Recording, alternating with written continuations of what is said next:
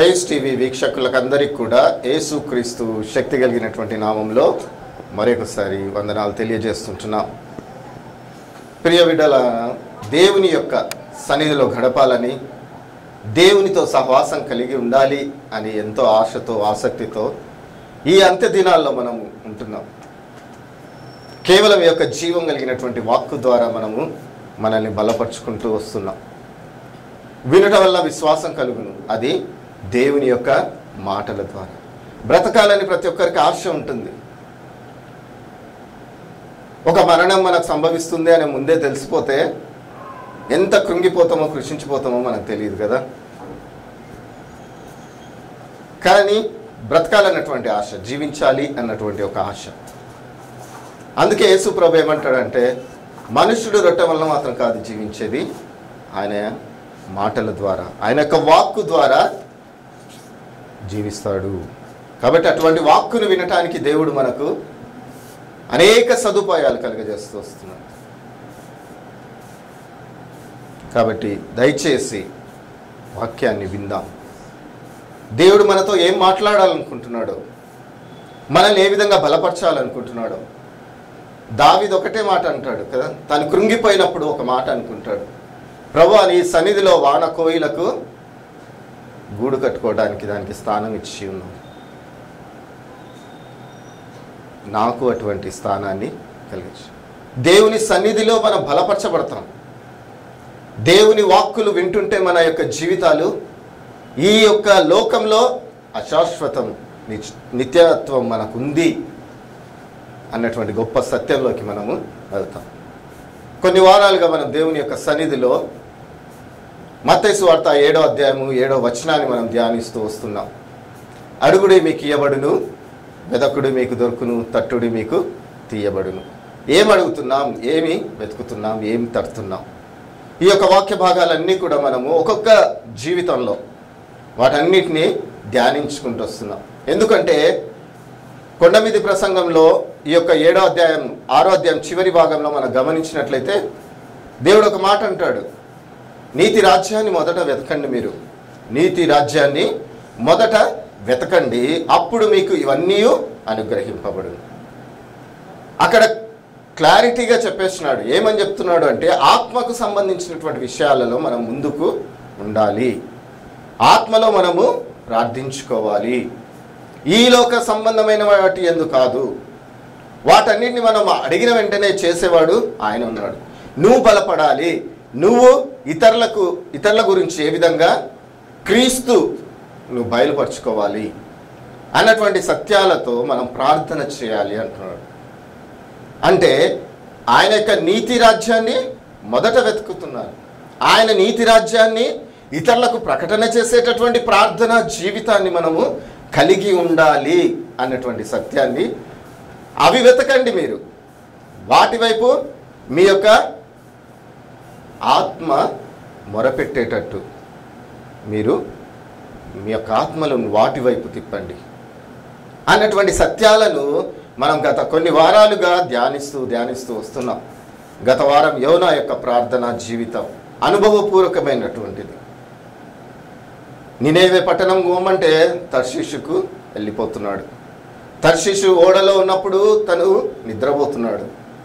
తర్షీషు ఓడలో ఉన్నటువంటి వారు వారి యొక్క దేవతలకు మొక్కుతున్నారు. చివరికి యోనా పేరు మీద వచ్చినప్పుడు వాళ్ళు ఏం చేసినారు, ఓడి నిద్రపోతా అన్నారు. అప్పుడు యోనా అంటున్నాడు ఒక మాట, ఏమంటాడంటే, నన్ను నినేవే పట్టణ ప్రజల మీదికి ఒక ఉగ్రత రాబోతుంది, అక్కడికి నన్ను దేవుడు పొమ్మన్నాడు, కానీ నేను తర్షీషుకు వెళ్తున్నాను. ఇది నా వలనే వచ్చినది, ఈ తుఫాను నా వలనే మీకు కలుగుతుంది, కాబట్టి నన్ను తీసుకొని సముద్రంలో వేసేయండి. వారు సముద్రంలో వేసిన తర్వాత ఆ తుఫాన్ ఏమైపోయింది, ఆగిపోయినట్టు మనం వాక్య భాగంలో చూస్తున్నాం. అప్పుడు వారు అంతకుముందు అయితే ఆ యొక్క తుఫానును గద్దించడానికి, ఆ తుఫాను ఆగిపోవటానికి వారి యొక్క దేవతలకు మొరపెట్టుకున్నారు. కానీ ఎప్పుడైతే యోనాను నీటిలో పడవేసిన తరువాత వాళ్ళు ఎవరి నామానికి స్తుతి చెల్లించినారు, జీవం కలిగినటువంటి దేవాది దేవుడైనటువంటి యేసయ్యకు మాత్రమే ఘనత వచ్చింది. ఎవరి వల్ల? అనుభవపూర్వకమైనటువంటి ప్రార్థన జీవితం కలిగినటువంటి యోనాను. సెకండ్, మనం గమనించినట్లయితే తిమింగలం కడుపులో నుంచి ఆయన నేర్చుకున్నటువంటి అనుభవం. ప్రభువా, నిన్ను క్షమించమని అడిగితే నన్ను ఒడ్డుకు చేరుస్తావు. నిన్ను నినివే ప్రజలు క్షమించమని అడిగితే ఆ యొక్క ప్రజల యొక్క మీదికి వచ్చేటటువంటి ఆ యొక్క ఉగ్రతను నువ్వు ఆపు చేస్తావు. ఐ నో అంటాడు, నాకు తెలుసు నువ్వు క్షమాగుణం కలిగినటువంటి దేవుడు. అనుభవపూర్వకమైనటువంటి జీవితంతో యోనా ప్రార్థన జీవితం ఉంది. అనుభవం, తన యొక్క అనుభవమే వారిని రక్షించినట్టు మనం చూస్తుంటాం. ఇప్పుడు మనం వాక్య భాగంలోకి వెళ్దాం. దేవాది దేవుడు అయినటువంటి ఏం అడగాలి, దేవుణ్ణి ఏం అడగాలి, ఏం వెతకాలి, ఏమి తట్టాలి అన్నప్పుడు గత వారం అంతా కూడా ధ్యానిస్తూ వస్తున్నప్పుడు దానియేలు యొక్క జీవితాన్ని మనం చూస్తాం. దానియేలు గ్రంథంలో మనకు ఈ యొక్క బబులోను చెరకు యూదులు కొనుక్కోబడతారు.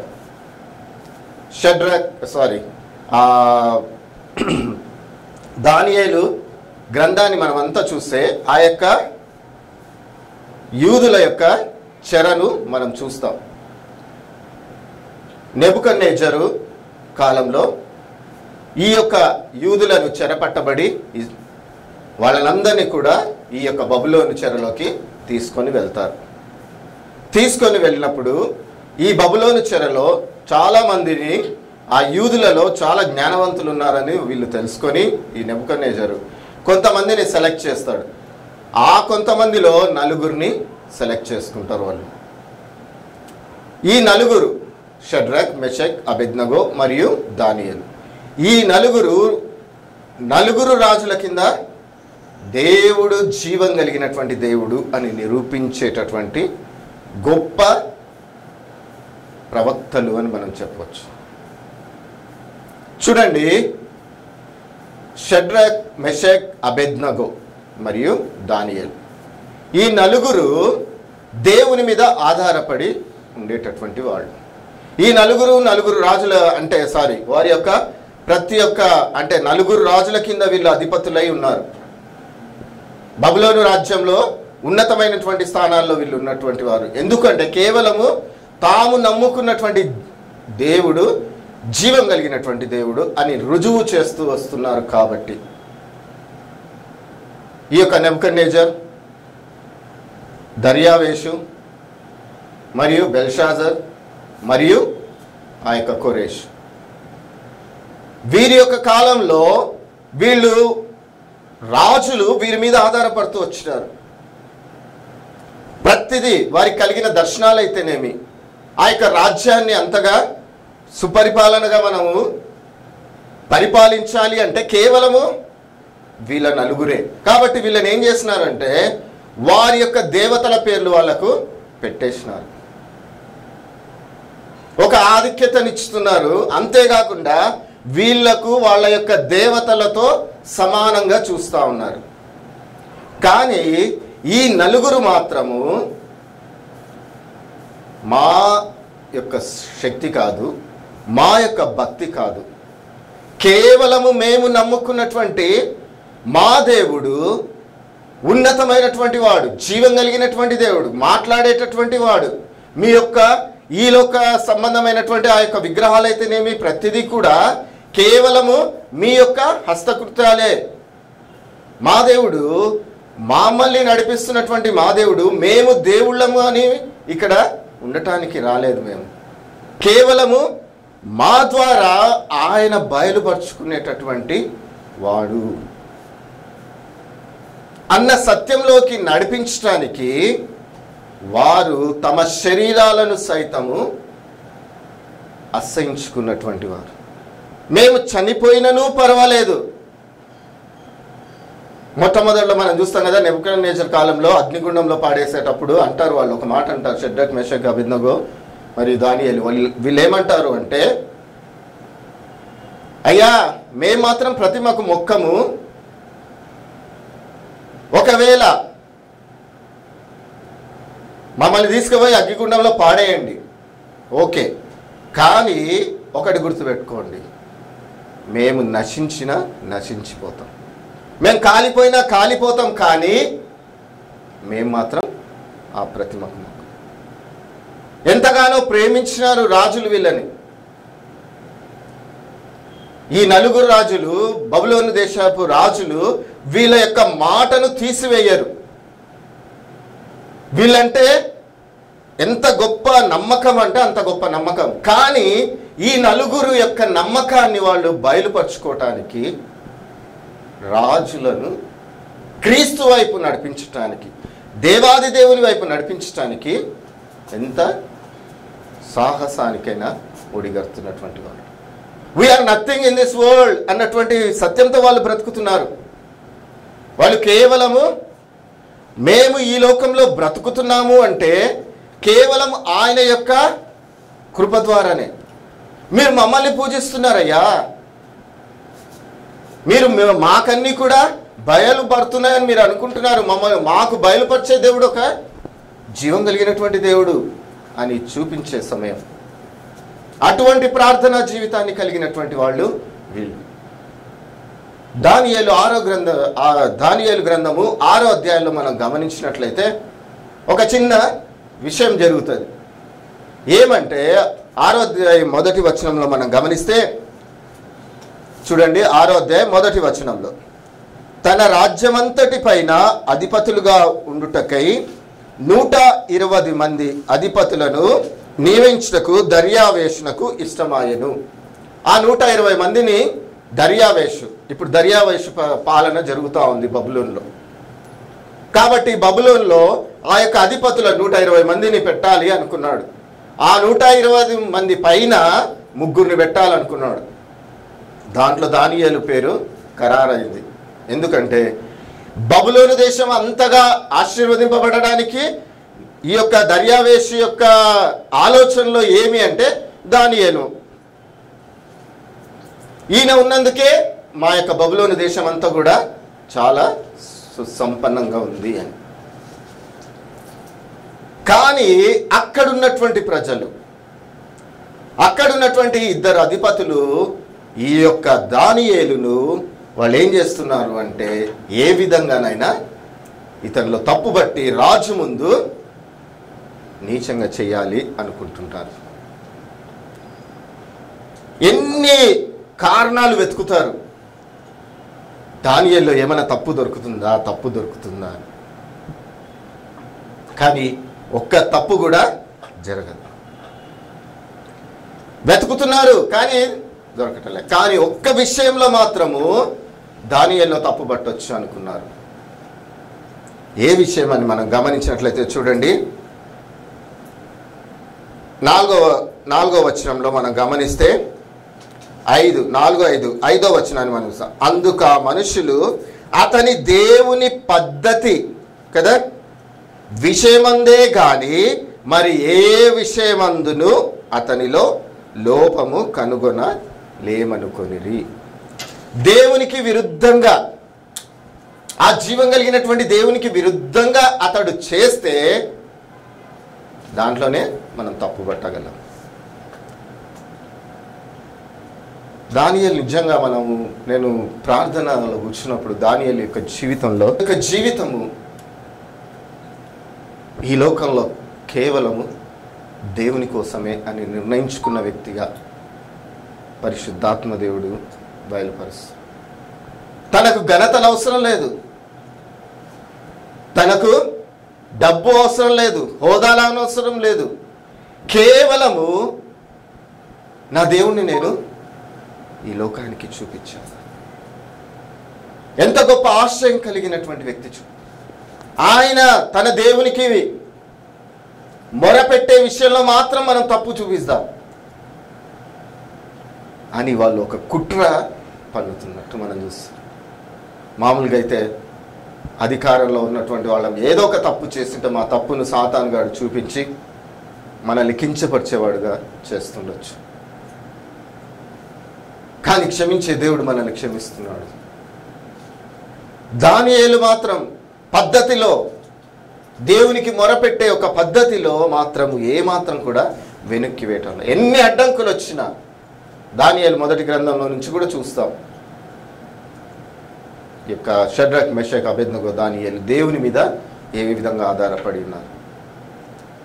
రాజులు వీళ్ళని నమ్ముకున్నారు, కానీ వీళ్ళు దేవుని నమ్ముకున్నట్లు వారు చూపించుకోవాలి. అది వారి యొక్క ఎయిమ్, అది వారి యొక్క ఉద్దేశం అన్నట్టు మనం చూస్తూ ఉన్నాం వాక్య భాగంలో. బెల్షాజర్ యొక్క ప్రార్థన జీవితాన్ని మీ మధ్యలోకి తీసుకురాం. దర్యావేష్, నెబుకద్నెజర్, వీరి యొక్క ప్రార్థనా జీవితాలు, కోరేష్ యొక్క ప్రార్థనా జీవితాలు. ఇప్పుడు జరుగుతున్నటువంటి ఈ 6వ అధ్యాయంలో దర్యావేషు పరిపాలన జరుగుతూ ఉంది.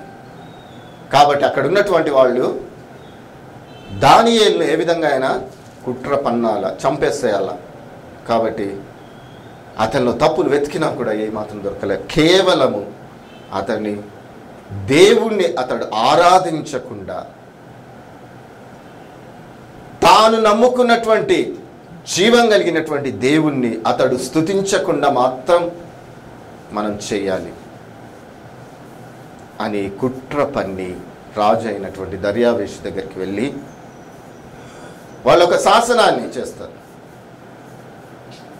ఒక చట్టాన్ని తయారు చేసుకుందాం. ఆ చట్టాన్ని తీసుకొని పోయినారు. ఏమని అంటే 30 రోజుల వరకు ఏ మనుష్యుడు, ఈ బబులోను రాజ్యంలో ఉన్నటువంటి ఏ మనుష్యుడు కూడా ఎవరికి మొక్కకూడదు, ఏ దేవతకు మొక్కకూడదు. బానే ఉంది. ఏ దేవుణ్ణి ఆరాధించకూడదు, బానే ఉంది. కానీ ఎవరిని ఆరాధించాలి? రాజును తప్ప ఎవ్వరు కూడా ఏ దేవతల్ని కేవలం రాజును మాత్రమే ఆరాధిస్తూ ఉండాలి. ఈ దర్యావేష్ దగ్గరికి పోయి ఆ మాట చెప్పినప్పుడు ఎంతో సంబడపడిపోయినాడు.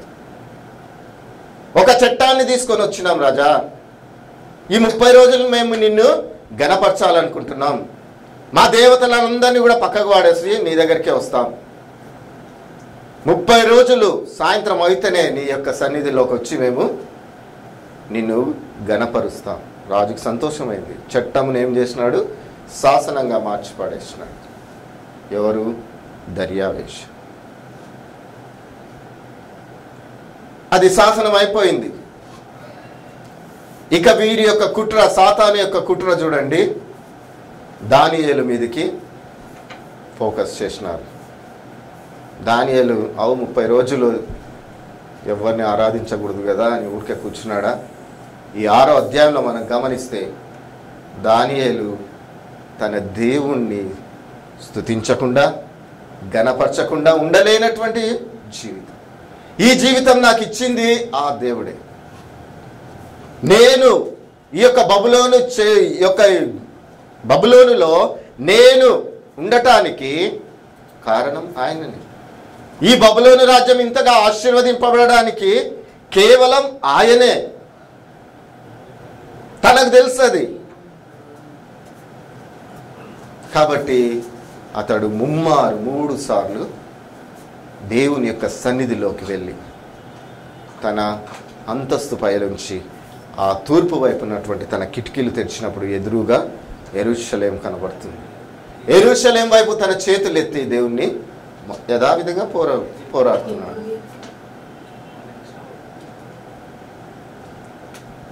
మేము కాదు, మేము చచ్చిపోయినా పర్వాలే, ఆయన గణపరచబడాలి. షడ్రక్, మెషక్, అబేద్నెగో, దానియేలులో ఉన్న గొప్ప సత్యం ఏమంటే మేం కాదు కనపడాల్సింది.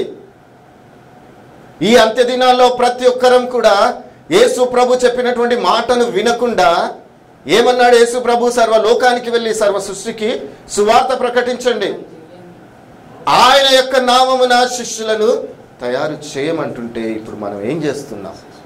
మన యొక్క శిష్యులను మనల్ని పొగిడేటటువంటి వారిగా మనం తయారు చేసుకుంటున్నామేమో. దానియేలు ఆ విధంగా కాదండి. అక్కడ ఆజ్ఞ వచ్చింది, రాజు మాట్లాడిండొచ్చు, కానీ నా దేవుణ్ణి నేను స్తుతించకుండా నేను ఈ లోకంలో ఉన్నాను అంటే కేవలం ఆయన ద్వారానే. నేను కాదు, యెహోవా, ఆయన వల్లనే రక్షణ కలుగుతుంది. అతని ప్రార్థనా జీవితంలో కేవలం తాను మరుగై ఉండి తన దేవుణ్ణి ముందుకు తీసుకురావాలన్నటువంటి ఆశ చూడండి, దర్యావేషు ఈ దానియేలు ఈ విధంగా 3 సార్లు ప్రార్థన చేస్తున్నప్పుడు వచ్చి పట్టుకున్నారు. పట్టుకొని ఉదయాన్నే పోయి దర్యావేషుకు తెలియజేసినారు. ఈ వాక్య భాగాలు చదువుతున్నప్పుడు నిజంగా పరిశుద్ధాత్మ దేవుని యొక్క కుమ్మరింపు ఎంత గొప్పది. దానియేలు కేవలము దేవుని గణపరచాలన్నటువంటి ఆశతో, రాజు అనేక సార్లు తనను గణపరుస్తున్నాడు, వద్దు నా దేవుణ్ణి గణపరచు, మా వెనకాల మమ్మల్ని బలపరిచేటటువంటి మా దేవుడు ఉన్నాడు అన్నటువంటి సత్యం కోసమే మేము బ్రతుకుతున్నాం. మీ దేవతల వల్లే మాకు పూజలు చేయాలి, పునస్కారాలు చేయాలని మేము ఆశించటం లేదు. వారికి తెలియచేయడానికి, రాజులకు తెలియచేయడానికి జీవం కలిగినటువంటి దేవుడు ఉన్నాడు, ఆయన తప్ప ఎవరిని ఎవ్వరు పూజించకూడదు అన్నటువంటి సత్యాన్ని తెలుసుకోవటం కోసం తమ ప్రాణాలు కూడా పదునుగా పెడుతున్నారు. దర్యావేషు దగ్గరికి తీసుకొని వెళ్ళినారు ఈ యొక్క కంప్లైంట్. ఈ యొక్క అధికారి అయినటువంటి, ప్రధాన అధికారి అయినటువంటి దానియేలు నీ యొక్క రాజశాసనాన్ని త్రుంచివేస్తున్నాడు. ఆ శాసనంలో ఏమని వ్రాయబడింది? ఎవరైతే ఈ యొక్క శాసనాన్ని ఉల్లంఘించినట్లయితే వారిని సింహపు బోనులో వేస్తాను, వారిని సింహం బోనులో వేసి సింహాలకు ఆహారంగా ఇస్తానని సెలవిస్తున్నాడు. దేవుని యొక్క బిడ్డలారా, దర్యావేషు వాళ్ళ యొక్క రాజ్యం బాగుండాలి అంటే దానియేలు ఉండాలి కదా. వాళ్ళకి తెలుసు ఈ దానియేలే మాకు ముఖ్యం, కానీ దానియేలుకు తెలుసు నేను కాదు, నా దేవుడు వారికి రక్షణ కలుగజేసేటటువంటి, వారికి విపత్తు వచ్చినప్పుడు నేను కాదు వాళ్ళని రక్షించడానికి, నా దేవుడు రక్షిస్తాడు. ఈ యొక్క గొప్ప సత్యాన్ని మనం అందరం కూడా తెలుసుకోవాలి. ఇప్పుడు దేవుని బిడ్డలారా, ఈ అంత్య దినాల్లో దేవుని చేత వాడబడుతున్నటువంటి మనము, దేవుని యొక్క సన్నిధిలో నిలబడాలి అనుకుంటున్నటువంటి మనము, శరీరాశ, నేత్రాశ, జీవబ్రహ్మ ఏదో ఒక విషయంలో సాతాను మనల్ని జల్లిస్తూ వస్తుంది. ఈ శరీరంకి కావాల్సింది ఈ లోక సంబంధమైనవే, ఈ లోక సంబంధమైనవి మనం అడుక్కుంటున్నాం. కానీ దానియేలు యొక్క జీవితంలో నేను కాదు, క్రీస్తే నా యందు బయలుపరచబడాలి. అపోస్తలుడైన పౌలు ఆ మాట అంటాడు. ఎంత గొప్ప సత్యమైనటువంటి మాట. దర్యావేషు చూడండి, ఆయన దేవుని యొక్క సన్నిధిలో ఆ యొక్క దినమంతా కూడా, ఆ దినము అంతా కూడా ఇది విన్నాను వెంటనే ఉదయం మొదలుకొని సాయంత్రం వరకు మనం గమనించినట్లయితే చూడండి వాక్య భాగంలో 12వ వచనంలో, రాజా 30 దినముల వరకు నీకు తప్ప మరి ఏ దేవునికైనాను మానవునికైనాను ఎవడను ప్రార్థన చేయకూడదు, ఎవడైనాను చేసిన వాడు సింహపు గుహలో పడద్రోయబడునని నీవు ఆజ్ఞ ఇయ్యలేదా అని మనవి చేయగా, రాజు మాదీల యొక్కయు పారసీకుల యొక్క పద్ధతి ప్రకారము ఆ సంగతి స్థిరము, ఎవరు దానిని రద్దుపరచజాలనేరను. అందుకు వారు, చెరపట్టబడిన యూదులలో ఉన్న ఆ దానియేలు నిన్నే గాని నీవు పుట్టించిన శాసనముననే గాని లక్ష్య పెట్టక అనుదినము ముమ్మారు ప్రార్థన చేయుచు వచ్చుచున్నాడని. రాజు ఈ మాట విని బహుగా వ్యాకులపడి దానియేలును రక్షింపవలెనని మనస్సున దృఢము చేసుకొని సూర్యుడు అస్తమించు వరకు అతన్ని విడిపించుటకు ప్రయత్నం చేశాను. ఎందుకంటే దానియేలు దేవుని యొక్క బిడ్డ, వారి యొక్క రాజ్యం ఆ విధంగా ఉంది అంటే కేవలం దానియేలు ఉండాలి. అంతవరకు అటువంటి విశ్వాసం ఉంది. కానీ ఈ యొక్క దర్యావేషు యొక్క ప్రార్థనను మనం గమనించినట్లయితే అతను విడిపించాలి అన్నటువంటి నెపంతో ఉదయం మొదలుకొని సాయంత్రం వరకు ఎంతగానో ప్రయత్నిస్తాడు, కానీ కార్యం జరగదు. దానియేలును తీసుకొని వెళ్ళి ఆ యొక్క సింహపు బోనులో వేసి ఒక బండరాయి పెట్టి మళ్ళీ ఈ యొక్క దర్యావేషి వచ్చి రాత్రి ఆయనను విడిపిస్తాడేమో అని చెప్పేసి ఆ యొక్క గొలుసులతో దాన్ని కట్టివేస్తారు. అందరూ వెళ్ళిపోయినారు. కానీ దర్యావేషు యొక్క జీవితాన్ని మనం చూస్తాం. చూడండి, దర్యావేషు ఏం చేస్తున్నాడు. తెల్లవారుజామున రాజు వేగిరమున లేచి సింహముల గుహ దగ్గరకు త్వరపడిపోయాను. అతడు గుహ దగ్గరకు రాగానే దుఃఖస్వరముతో దానియేలును పిలిచి, జీవం గల దేవుని సేవకుడవైన దానియేలు, నిత్యము నీవు సేవించుచున్న నీ దేవుడు నిన్ను రక్షింపగలిగిన. ఇక్కడ వాక్య భాగంలో చూస్తే దానియేలు వేసిన ఉదయాన్నే జరుగుతున్నటువంటి సంఘటన. అంతకు ముందు జరిగినటువంటి సంఘటన మనం గమనించినట్లయితే చూడండి, వారు ఒక రాయిని తీసుకొని వచ్చి ఆ గుహద్వారమున వేసి దానిని మూసిరి, మరియు దానియేలును గూర్చి రాజు యొక్క తీర్మానము మారునేమో అని రాజు ముద్రను అతని అధికారుల ముద్ర వేసి దానిని ముద్రించిరి. అంతటా దర్యావేషు తన నగరునకు వెళ్ళి ఆ రాత్రి అంతయు ఉపవాసమున్నాడు కదా. నాట్య వాయిద్యములన్నీ కూడా ప్రక్కకు పెట్టేసినాడు. అతనికి నిద్ర పట్టలేదు. తెల్లవారుజాము రాజు వేగిరమనే లేచి, చూడండి, ఆ రాత్రంతా కూడా దానియేలు గురించి ఆలోచిస్తున్నాడు. దానియేలుకి ఎటువంటి ఆపద జరగదు, ఎందుకంటే అతని యొక్క జీవితంలో ఒక వ్యక్తి ఉన్నాడు, జీవం కలిగినటువంటి దేవుడు ఉన్నాడు అన్నటువంటి సత్యాన్ని తెలుసుకోవటానికి దానియేలు శ్రమను ఓర్చుకోవాలి. మన యొక్క జీవితంలో మనం కష్టపడేటటువంటి విషయంలో మనకు ప్రాధాన్యత రావాలని కొన్నిసార్లు తప్పించుకోబోతుంటున్నామేమో. బెల్షాజర్ తెలుసుకున్నాడు, అందుకు దానియేలు కోసం ప్రార్థన చేస్తున్నాడు ఉపవాసం ఉండి. ఎప్పుడు తెల్లారుతుందా? ఎందుకంటే నీ యొక్క జీవం కలిగినటువంటి దేవుడు ఇటువంటి శ్రమలో నుంచి నిన్ను తప్పిస్తాడు అని రాత్రి మొరపెట్టి ఉండొచ్చు. ఉదయాన్నే పరిగెత్తుకుంటూ దుఃఖ స్వరంతో అరుస్తున్నాడు పోయి, దేవా నీ యొక్క బిడ్డ రక్షించుకున్నాడు.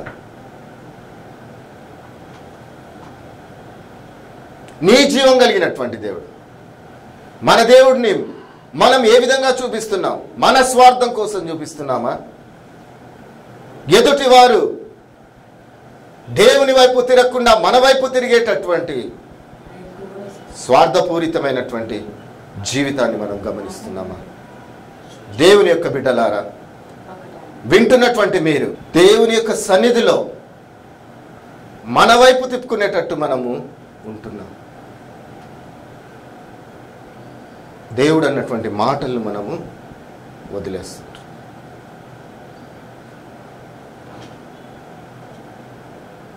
ప్రతిదీ కూడా నాకు ఘనత రావాలి. మొదట్లో బాగానే ఎఫ్ఎస్సి సంఘం వల్లే ముందుకు వెళ్తాం, కానీ చివరికి వచ్చేటప్పటికి మొదటి ప్రేమను మనము మర్చిపోతాం. క్రీస్తు కోసం ఏమి కూడా చేయలేము, మన కోసం మనము చేసుకునేటటువంటి వారిగా ఉంటున్నాం. కాబట్టి దేవుని దర్యావేషు తర్వాత ఒక గొప్ప శాసనాన్ని చేస్తాడు. మాదీయుల యొక్కయు కల్దీయుల యొక్కయు గ్రీకు రాజ్యం అంతా కూడా, బబులోని దేశం అంతా కూడా అతడు ఒక శాసనాన్ని చేస్తాడు. దానియేలు యొక్క దేవుడే నిజమైనటువంటి దేవుడు.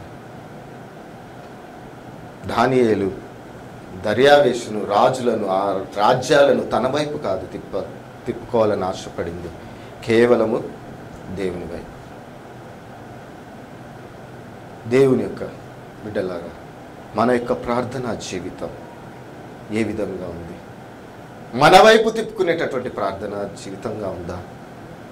మనల్ని ఆశీర్వదించేటటువంటి దేవుని వైపు మనం తిప్పుకోవడానికి ఉందా? నువ్వు పిలువబడింది, నువ్వు ఈ లోకంలో ఉండేది కేవలం ఆయన కోసం. ఆయన శిష్యులను తయారు చేయటం నీ ప్రార్థనా జీవితం ఉండాలని దేవుడు ఆశిస్తున్నాడు. ప్రార్థన చేసుకుంటాం.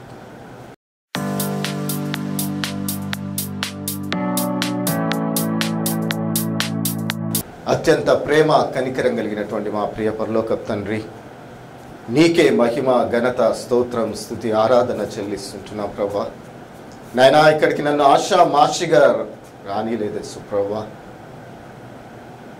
నాయనా, నీకోసం బ్రతకాలన్నటువంటి ఆశతో మేము ఈ లోకంలో బ్రతుకున్నట్లు కృప దయచేయండి. కనికరాన్ని చూపించండి యేసు. నాయనా, మాకు ఆశ ఉంది, కానీ సాతాను మమ్మల్ని జల్లిస్తున్నప్పుడు ప్రభా, ఈ లోక సంబంధమైన దుర్వ్యాపారంలో మేము చిక్కుకొని నీకు అయోగ్యతను తీసుకొస్తుంటున్నాం, నీకు చెడ్డ పేరును తీసుకొస్తున్నాం. మేము మమ్మల్ని మేము సరి చేసుకోవటానికి సహాయం దయచేయండి. కనికరాన్ని చూపించండి. నశించిపోతున్నటువంటి ఆత్మల పట్ల భారాన్ని మీరు అనుగ్రహించండి. నాయనా, దానియేలు ఈ లోక సంబంధమైనటువంటి ప్రతిదీ అసహించుకొని చివరికి నిన్ను ఘనపరచడం కోసం తన ప్రాణాన్ని కూడా సిద్ధం చేసినటువంటి బిడగా మేము చూస్తున్నాం. అటువంటి భారాన్ని మీరు మాకు అనుగ్రహించండి.